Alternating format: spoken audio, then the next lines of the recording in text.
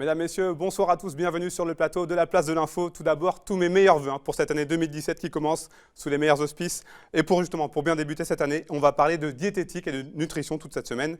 J'ai le plaisir de recevoir Delphine Forest, bonsoir. Bonsoir. Vous êtes diététicienne, nutritionniste ou nutritionniste diététicienne. On verra avec vous la différence entre les deux professions. En face de vous, monsieur Gilles Gallou, vous allez lancer une marque de barres nutritionnelles énergétiques, totalement naturelles. Et vous êtes accompagné de monsieur Johan Comte, comme président plus, un chef étoilé, notamment à la Maison Bleue.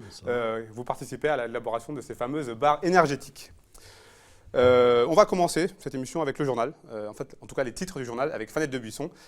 À partir de 18h30, qu'est-ce qu'il y aura au programme? On va parler de poids lourds, désormais interdits du côté de Bonneville. Voilà, on a beaucoup parlé de la pollution dans la vallée de l'Arve ces dernières semaines. Et l'une des solutions envisagées, en tout cas par la municipalité de Bonneville, c'est d'interdire tout simplement les poids lourds en transit dans la ville. Donc ça prendra effet au 1er février. On a été voir sur place comment ça va se passer. Et puis nous prendrons la direction de Crangevrier et on ira voir Alpine Aluminium qui a connu plusieurs vies. Voilà, qui a connu plusieurs vies, les anciennes forges de Cran, la compagnie Alpine Aluminium. Depuis 18 mois, c'est devenu une SCOP, une société coopérative et participative. Donc elle a été reprise par les salariés. Donc on a été faire un petit bilan 1 an et demi après la reprise. Merci Fanette, on se retrouve tout à l'heure après cette émission.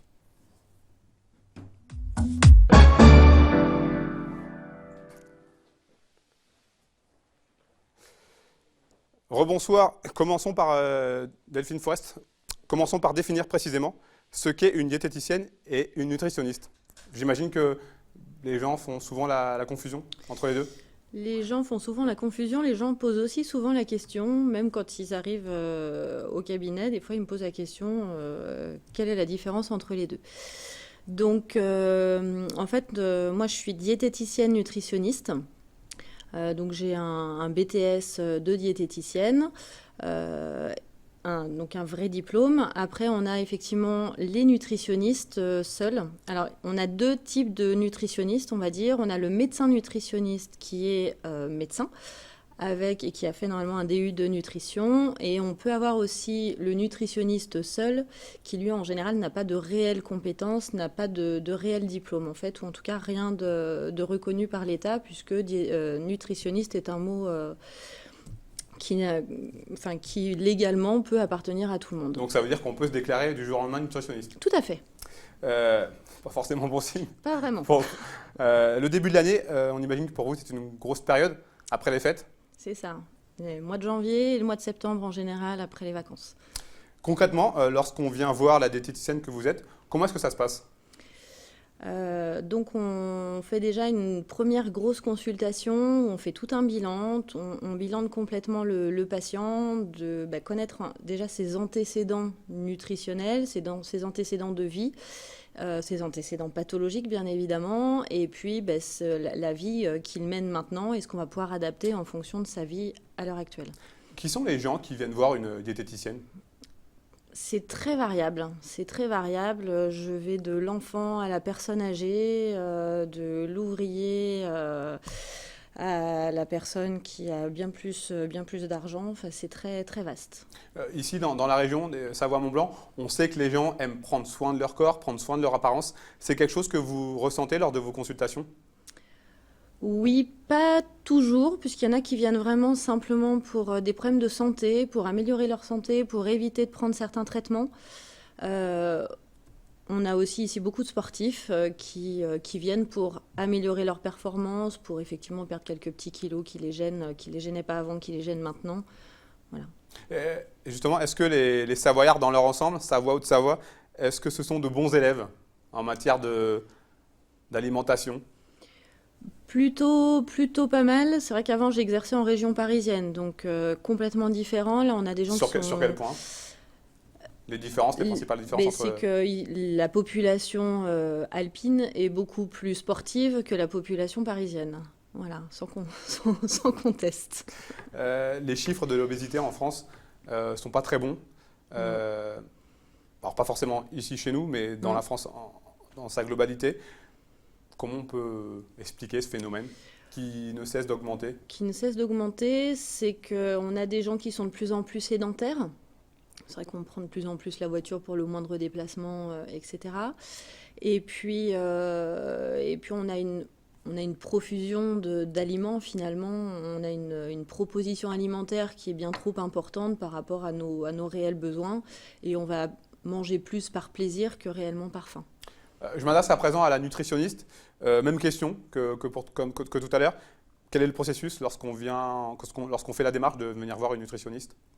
Alors, c'est la même. En fait, je suis diététicienne nutritionniste parce que du coup, on nous a accolé ce terme nutritionniste pour pas qu'on se fasse avoir finalement. Dans l'idée, c'est un petit peu ça. Donc après, chez un médecin nutritionniste, je pense, après je suis jamais allée, hein, que les séances se passent à peu près de la même façon. Elles peuvent être quand même plus courtes puisque c'est des médecins, donc ils ont en général des consultations plus courtes que les nôtres. Nous, on va être un peu plus technique, expliquer peut-être un petit peu plus aussi vraiment ce qui se passe dans un aliment et ce que ça va induire au sein de l'organisme. Tout à l'heure, vous avez évoqué la profusion d'aliments proposés. Est-ce que la nourriture bio, ça peut être une solution ? D'un point de vue nutritionnel, pas particulièrement, puisque le bio n'a pas d'intérêt nutritionnel supérieur au non bio. Donc, quel est son intérêt aux produits bio ? C'est de limiter tout ce qui est pesticides et tout polluant, cochonnerie qu'on peut trouver. Mais d'un point de vue nutritionnel, il n'y a pas forcément de différence ? D'un point de vue nutritionnel, il n'y a pas spécialement de différence, ou en tout cas très peu. Et est-ce que les circuits courts, on en parle énormément, notamment ici, hein, dans la région, est-ce que les circuits courts, c'est quelque chose que vous préconisez ? Oui. En général, il y a quand même un intérêt là pour le coup, d'un point de vue nutritionnel, particulièrement au niveau des vitamines, qui va être plus intéressant, puisque plus les aliments vont traîner, plus ils vont perdre en vitamines. Donc on va préférer les circuits courts à ce niveau-là. Et puis aussi pour le principe de manger des produits du coin, où c'est quand même plus agréable aussi. On sait d'où ça vient, plus ou moins, et je trouve que c'est plus agréable. Delphine Forest, une question qui, à mon avis, va intéresser bon nombre de nos téléspectateurs. Est-ce qu'il faut bannir coûte que coûte les petits moments gourmands entre les repas ? On pense à la petite collation de 10 heures ou au goûter ? Alors absolument pas. La collation de 10 heures, elle peut être intéressante pour quelqu'un qui prend son petit déjeuner très tôt. Ou alors pour quelqu'un qui ne avant prend 7 pas heures du matin, quand vous dites très tôt, c'est quoi ? Oui, c'est plutôt avant 7 heures, effectivement. Ou alors pour des personnes qui ne prennent pas de petit déjeuner, parce que des fois, simplement, le petit déjeuner ne passe pas. On n'est pas capable d'avaler quoi que ce soit le matin. L'estomac n'est pas du tout réceptif. Donc ça peut être intéressant. Et la collation de l'après-midi peut être aussi très judicieuse, puisque si on a quelqu'un qui a faim à partir de 4-5 heures de l'après-midi, qui se retient de manger jusqu'au moment du dîner, c'est pas forcément bon. Au moment du dîner, il risque de se lâcher un petit peu violemment. Merci en tout cas Delphine Forest pour tous ces précieux conseils. On vous souhaite une bonne année 2017 avec plein de bonnes consultations, plein de bons conseils. Et quant à nous, on se retrouve pour la deuxième partie de cette émission après une petite pause commerciale. Allez, nous sommes de retour sur le plateau de la Place de l'Info. Cette semaine, la thématique diététique et nutrition. Nous allons en parler avec mes deux invités, Gilles Gallou et Johan Comte. Vous êtes là pour nous parler de barres énergétiques. Mais avant cela, on va commencer avec la météo. Thierry Paume, bonsoir. Bonsoir Sébastien. On ne l'attendait plus, ça y est, la neige est enfin arrivée. Ça y est, elle est enfin arrivée. Et elle va continuer. C'est pas fini, elle va continuer en tout cas jusqu'à samedi. Après, c'est un peu moins sûr. En tout cas jusqu'à samedi, de bonnes chutes de neige attendues sur l'ensemble des massifs. Jusqu'en pleine vendredi. Ça pourrait créer quelques petits problèmes de circulation vendredi dans les villes. Il faudra prévoir. Notamment Annecy.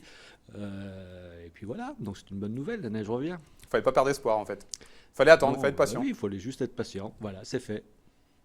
Merci Thierry. On vous retrouve après cette émission pour un bulletin plus complet. Merci. Gilles Gallou, je le disais en introduction, vous êtes là pour nous parler de barres énergétiques. Vous n'êtes pas arrivé les mains vides. Présentez-nous les Baou Organic Nutrition. Qu'est-ce que c'est ?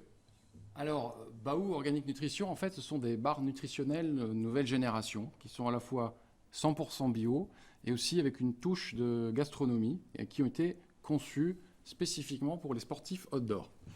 Alors, derrière tout ça, il y a évidemment une histoire d'hommes et une rencontre qui s'est faite. Nous sommes quatre dans cette aventure. Ça a commencé en fait avec la rencontre de Rémi Forçant, qui est fondateur de l'Outdoor Sports Valley, basé à Annecy. Et avec Rémi, on s'est dit, voilà, comment est-ce qu'on peut mieux répondre aux attentes des sportifs outdoor qui qui évoluent dans des environnements qui sont tout à fait parfois exceptionnels, naturels, et qui ont envie de produits qui soient un peu à la hauteur de cet environnement. Donc des produits qui soient bons, qui soient sains, qui soient naturels et qui apportent quelque chose, un plaisir et notamment des goûts. Et c'est pour ça qu'on s'est tourné naturellement vers d'autres personnes, et notamment Johan Comte, que beaucoup connaissent, chef étoilé donc, sur les bords du lac d'Annecy, qui nous a donc rejoint comme chef sur ce lancement, et Benoît Nave, qui est un nutritionniste sportif. Et tous ensemble, on s'est vraiment retrouvés autour de ce projet, autour de valeurs communes et une certaine vision de ce que doit être la nutrition sportive. Johan Comte, on imagine que vous n'avez pas hésité une seconde quand on vous a sollicité pour ce projet? Non, parce que c'est un concept de cœur. Vraiment, il y a une parfaite cohésion. Tout de suite, dès qu'ils m'ont appelé, j'ai tout de suite adhéré au projet. Parce que moi-même, ayant fait pas mal de sports auparavant, tels que l'UTMB, je n'étais pas forcément très satisfait de ce que je pouvais manger sur les chemins. Non pas parce qu'ils n'étaient pas bons, mais c'est pas ce que j'attendais forcément d'une barre en tant que cuisinier. Donc moi, mon devoir a été d'amener un peu l'éveil du palais, des touches de goût, d'apporter mon savoir-faire et de cuisiner les bars qui sont là, qui sont bien mis en valeur. Et ça a été un réel plaisir. Puis ça a été conçu aussi au bord du lac, à la Maison Bleue. Donc c'est vrai qu'il y a eu des franches tranches de rigolade, parce que ça faisait un peu Harry Potter au début. Hein. On élaborait, on s'essayait. On a eu une charte assez difficile. Hein. Benoît, notre nutritionniste, tenait vraiment à ce qu'on tienne à ce qu'il y avait à mettre dedans. Et puis j'ai apporté... comme quand je dévalais les pentes de montagne à Chamonix, un peu de Reine des Prés, un peu de gentiane, un peu de myrtille. Voilà. Mon travail était vraiment de cuisiner les bars et d'apporter mon savoir-faire. Gilles, j'ai noté plusieurs choses intéressantes. Donc on a dit vos bars sont 100% bio, fabriqués dans les Alpes, avec des emballages écologiques. Vous avez décidé de frapper fort pour ce lancement, en plus avec un chef étoilé comme Johan Comte. Tout à fait. Alors, bon, ce sont des bars nutritionnels, donc la dimension nutrition est très importante. Benoît nous a concocté une charte extrêmement stricte. On travaille avec des ingrédients nobles, comme des fruits secs, des plantes, des épices. 100% bio, ça c'est assez spécifique dans la nutrition sportive. Et puis on va apporter au sportif en fait tout ce dont il a besoin, donc c'est-à-dire des bons sucres, le sucre essentiellement des fruits, qui évite les coups de fatigue, les pics d'hypoglycémie, des bonnes graisses, donc des noix, des amandes, ce genre de choses, et évidemment des protéines, et tout ça en fait pour apporter au sportif le nombre de calories et toute l'énergie dont il a besoin. Donc ce sont des barres qui sont assez compacts, qui font 100 calories, donc c'est facile à retenir et c'est surtout facile à doser. Et donc, comme vous le voyez, donc, on a une gamme qui se décline selon l'activité que vous pratiquez, donc plutôt performance, des efforts courts et intenses, ou endurance, donc sur des activités plus longues. Ce qui est nouveau, c'est qu'on a aussi regardé un peu qui vous êtes, selon que vous êtes un homme, une femme, un enfant. C'est adapté. Voilà, on va avoir un profil qui est légèrement différent au niveau nutritionnel. Ce qui va être pas mal aussi, c'est que vous allez pouvoir télécharger une petite application qui va vous dire, tiens voilà, en fonction de la sortie sportive que vous voulez faire, en fonction de votre âge, de votre morphologie. On pourra savoir quel type de... Quelle barre il vous faut et combien il faut que vous en preniez pour cette activité. Johan, à première vue, alors peut-être que je dis une bêtise, dites-moi si je me trompe, on est assez loin des plats que vous cuisinez dans votre restaurant. On imagine que cette aventure, ça doit un petit peu vous changer d'habitude ce que vous faites, ou pas tellement? Oui et non, parce que là on parle beaucoup de naturalité en ce moment, tous les chefs, circuit court, on en a parlé avec les nutritionnistes tout à l'heure. Non, parce que c'est un condensé de goût. Ce qui différencie les bars par rapport à nos concurrents, c'est vraiment qu'on les a vraiment cuisinés. Et aujourd'hui, dans la gastronomie telle qu'on le dit, que ce soit étoilé ou autre, on essaye vraiment de partir dans une forme d'épure, de limpidité. Les plats sont moins... on partait un petit peu dans tous les sens auparavant, c'était très compliqué, il y a des petits points, il y en a un peu partout, on avait l'impression de mettre ce mot gastronomique, on s'est sapé un peu des terrains battus. Là vraiment dans ces bars, il y a vraiment un condensé de goût finalement comme dans la cuisine, mais par contre ce qui a eu un réel effet ping-pong avec le nutritionniste Benoît et mes compères, c'est qu'il y a eu un réel échange. Et je pense même que rien que d'en parler déjà ça fait du bien, rien que de travailler ensemble m'a fait même évoluer ma cuisine. Donc il y a il y a une autre réflexion. Vous voyez, de ces bars est venu même de nouveaux plats qui ont été réfléchis différemment. Donc non, ça a nourri, non seulement les bars vont nourrir l'homme, mais ça m'a nourri de l'intérieur et amené une certaine philosophie et sagesse. Question à tous les deux. Qu'est-ce qu'elles ont de plus que les autres bars? On sait qu'il en existe énormément dans le marché. Qu'est-ce qu'elles ont de plus, vos bars? Alors, déjà, cette marque, en fait, elle est assez particulière parce que elle est vraiment dédiée au style de vie des sportifs outdoor. Et ça, c'est important parce qu'au-delà de l'effort, au-delà du sport en lui-même, ces sportifs-là, ils recherchent aussi du plaisir avant tout. Donc, c'est-à-dire aussi de la convivialité, du partage. Et ça, c'est une notion qui est tout à fait absente aujourd'hui de la nutrition sportive.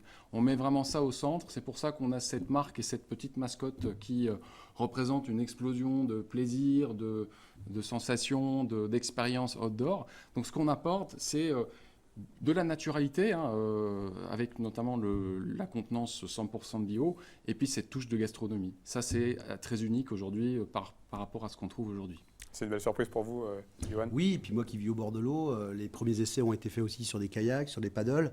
On peut dire aussi qu'elle est hydrosoluble, elle est faite aussi à la forme de la bouche. Moi, ce qui m'agaçait lorsque je faisais du trail, c'était qu'on est toujours embêté avec un petit peu les déchets. Aujourd'hui, on peut avoir la boîte aussi où on peut préparer son petit mixte. On met dans la boîte, elle est étanche, on peut la mettre sur les paddles, sur les kayaks, on peut vraiment faire de la cascade de glace. On est tous sportifs. Elle est multiterrain, quoi.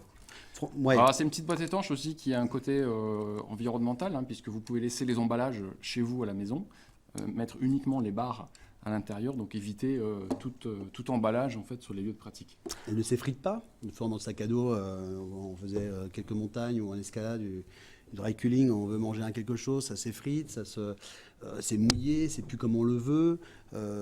Moi, je suis très satisfait de notre produit, non pas parce que nous sommes les concepteurs, mais je pense qu'il y avait vraiment une attente autour de ce produit tel qu'il est. Et moi, en fermant les yeux, souvent, lorsqu'on fait un UTMB, une CCC, tel que j'ai pu le faire, souvent, on se sent un petit peu au fond du trou. Et là, rien que de la manger, vous fermez les yeux et vous avez vraiment une explosion, quoi. C'est comme notre petite mascotte, une explosion de saveurs. Et ça fait bao et ça vous remet sur le cheval. Donc, on a réussi à faire un concentré de goût. Et puis, bon, il y a plein de choses qui vont sortir derrière. On ne s'arrêtera pas là. On a encore plein d'idées dans les cartons. En tout cas, merci à vous d'être venu sur ce plateau. Et surtout, bonne chance pour le lancement prévu pour le mois de mai. Tout à fait. Merci. C'est fini pour la place de l'info. Merci pour votre fidélité à nos programmes. Vous pourrez voir ou revoir cette émission en replay sur notre site internet 8montblanc.fr. Demain, vous retrouvez Pauline Courceau à cette même place. Et tout de suite, vous retrouvez la météo de Thierry Paume et ensuite le journal de Fanette de Buisson. Merci, bye bye.